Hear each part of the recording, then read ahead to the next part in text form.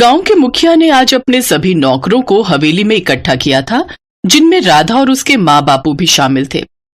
तुम सभी को पूरी मेहनत के साथ काम करना है।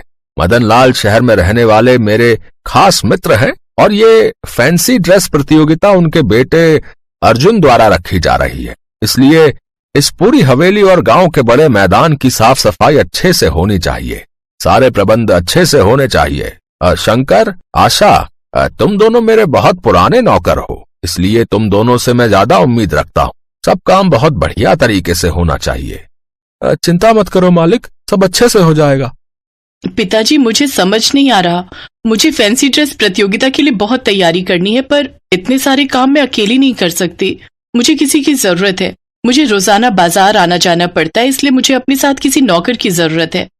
अरे तो चिंता क्यों करती है बेटी, राधा को अपने साथ ले जाया कर। राधा, तुम कल से सुमन के साथ रहोगी। ये कहीं भी जाए तुम सुमन के साथ रहना। जी मुखिया जी। मुखिया जी, क्या मैं भी इस प्रतियोगिता में हिस्सा ले सकती हूँ? ये पूछना बेवकूफी है राधा। ये प्रतियोगिता हम जैसे अमीर लोगों के लिए है। तुम्हारे पास इतने महंगे ड्रेस नहीं है कि तुम प्रतियोगिता का हिस्सा बन सको। तुम बहुत गरीब हो, सोच समझ कर तो पूछो। अब सुमन, कोई बात नहीं, अगर ये भाग लेना चाहती है तो लेने दो। वैसे भी प्रतियोगिता में हिस्सा लेने से ये जीत तो नहीं जाएगी ना। कपड़े कहाँ से आएंगे इतने महंगे। इस गरीब का थोड़ा मन बहल जाएगा। लेने दो भाग। ठीक है, तुम प्रतियोगिता में हिस्सा ले लेना, ठीक है? मुखिया की बातें सुनकर राधा खुश हो जाती है। सब लोग अपने अपने काम पर चले जाते हैं। राधा भी अपनी माँ के साथ काम पर लग जाती है, पर वो मन ही मन यही सोच रही थी कि आखिर फैंसी ड्रेस प्रतियोगिता के लिए ड्रेस कहाँ से लाएगी, क्या पहनेगी। सुमन बेटा, अर्जुन आ रहा है। प्रतियोगिता के बहाने तुम दोनों की बातचीत हो जाएगी। फिर मदन लाल से मैं शादी की बात कर लूंगा। अच्छे खासे पैसे वाले लोग हैं, पता है जानकी। शहर के बड़े व्यापारी हैं वो लोग। सच पापा? फिर तो आप चिंता मत करो, मैं अर्जुन को इम्प्रेस कर ही लूंगी।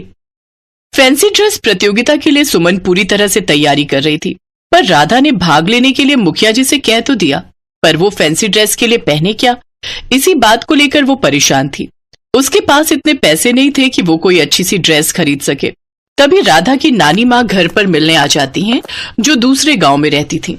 राधा ने अपनी नानी माँ से ये बात कही। अच्छा, तो ये बात है, तुम्हें कुछ ऐसा पहनना है जो सबसे अलग भी हो और सुंदर भी। फिर तो तुम कुछ सामान जोड़कर ही ऐसा बना सकती हो, पर सोचना पड़ेगा। अरे राधा की माँ, ये बांस की डंडियां कहाँ रखनी है? ये अब तो इनका कोई काम नहीं है। या फिर एक काम करो, इनकी चादर बनाकर छत पर डाल दो। घर की छत कच्ची हो रही है। बापू जरा रुकना, ये थोड़े बांस मुझे देना। हाँ, ये पतली पतली डंडियों वाले। नानी माँ, क्यों ना मैं बांस का गाउन तैयार करूं? मैंने सोच लिया है कि मुझे क्या पहनना है। मैं एक बांस का गाउन बनाऊंगी। राधा ने खूब मेहनत की। उसने बांस की डंडियों को साड़ी पर जोड़ जोड़ कर सिलाई की और एक बहुत सुंदर बांस का गाउन तैयार किया। गाउन सचमुच कितना सुंदर लग रहा है। राधा बहुत खुश थी कि उसने प्रतियोगिता के लिए एक ड्रेस तैयार कर ही ली।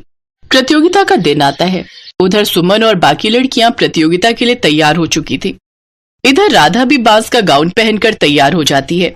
सब प्रतियोगिता के लिए गांव के मैदान में इकट्ठा होते हैं।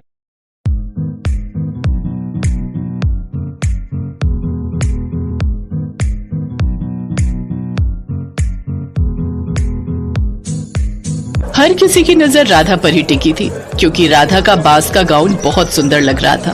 अर्जुन भी इतनी सुंदर ड्रेस देखकर हैरान था। अचानक सुमन राधा पर हंसने लगती है। तुम्हें लगता है तुम ये बांस की गंदी सी ड्रेस पहनकर ये प्रतियोगिता जीत जाओगी? नामुमकिन। ये प्रतियोगिता मैं ही जीतूंगी, और साथ में अर्जुन का दिल भी। इसलिए तुम अपने दिमाग से एक ख्याल निकाल दो कि तुम्हें इस प्रतियोगिता में कोई स्थान भी मिलेगा। तुम जैसे गरीबों के लिए ये प्रतियोगिता नहीं है। ये प्रतियोगिता हम जैसे अमीरों के लिए है। मेरे पापा ने तो बस ऐसे ही तुम्हें इस प्रतियोगिता में हिस्सा लेने के लिए कह दिया था, क्योंकि वो जानते थे कि तुम जैसी गरीब लड़कियां इन बड़ी प्रतियोगिताओं में हिस्सा लेने के लिए तरसती रहती हैं। खैर छोड़ो, अर्जुन और बाकी जज विजेता घोषित कर रहे हैं। मेरा नाम आने वाला होगा प्रथम पुरस्कार के लिए। मुझे ये देखकर बहुत खुशी हुई है कि इस प्रतियोगिता में सबने बहुत ही मेहनत और लगन के साथ हिस्सा लिया है। सबकी ड्रेसेस बहुत सुंदर हैं, पर यहाँ पर एक प्रतियोगी है जिसने सबसे अलग ड्रेस पहनी है और लगता है कि वो ड्रेस उस प्रतियोगी ने खुद बनाई है। यस, राधा। राधा आज की फैंसी ड्रेस प्रतियोगिता की प्रथम पुरस्कार विजेता है। सुमन हैरान रह जाती है। सब लोग तालियां बजाते हैं। राधा बहुत खुश थी। उसे प्रथम पुरस्कार दिया जाता है। राधा की माँ, बापू और नानी माँ उसकी खुशी में शामिल होते हैं। सबकी आंखों में खुशी के आंसू थे। अर्जुन को पता चल गया था कि राधा एक गरीब घर की बेटी है और सुमन को राधा का अपमान करते हुए वो पहले ही देख चुका था।